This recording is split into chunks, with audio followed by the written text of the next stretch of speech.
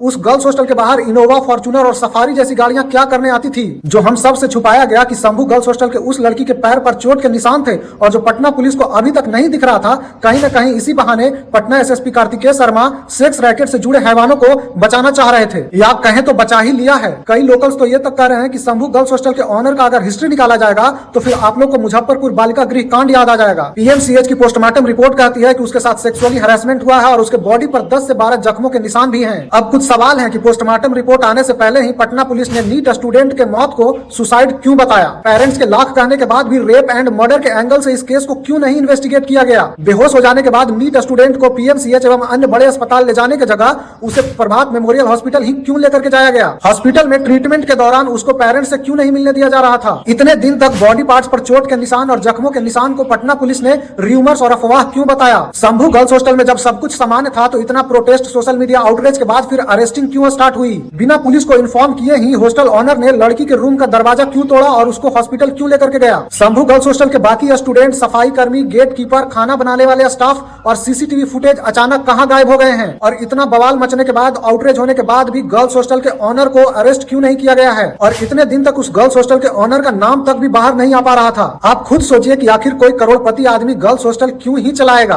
और पटना में एक नहीं, ऐसे कई गर्ल्स हॉस्टल और पीजी हैं जो बस नाम के गर्ल्स हॉस्टल हैं। उसमें क्या हो रहा है, क्या नहीं हो रहा है, सबको पता है, लेकिन कोई कुछ बोलेगा नहीं, क्योंकि इसका तार कनेक्शन बहुत दूर तक जाता है और बहुत ऊंचे ऊंचे लोगों तक जाता है। लोकल्स के द्वारा पहले भी उस गर्ल्स हॉस्टल के रिगार्डिंग पुलिस कंप्लेन हुआ था, लेकिन इस पर कोई कार्रवाई नहीं किया गया था उसके ऑनर पर। आप समझ सकते हैं कि वो कितना पॉलिटिकली इन्फ्लुएंस आदमी होगा। ये इंसिडेंट पूरी तरीके से इस ओर इशारा करता है कि पटना के कई लोकल पॉलिटिशियंस और हॉस्टल्स ऑनर का एक नेक्सस चलता है। अब तो देखना यह है कि नीतीश कुमार के 20 वर्षा सुशासन राज और सम्राट चौधरी का बुलडोजर राज में कितना दम है। गृह मंत्री सम्राट चौधरी जवाब दें कि आखिर क्या बात है कि 4 से 5 दिन हो जाने के बाद भी उस गर्ल्स हॉस्टल पर अभी तक बुलडोजर नहीं चला है। सुशासन की सरकार है, लवड़ा की सरकार है।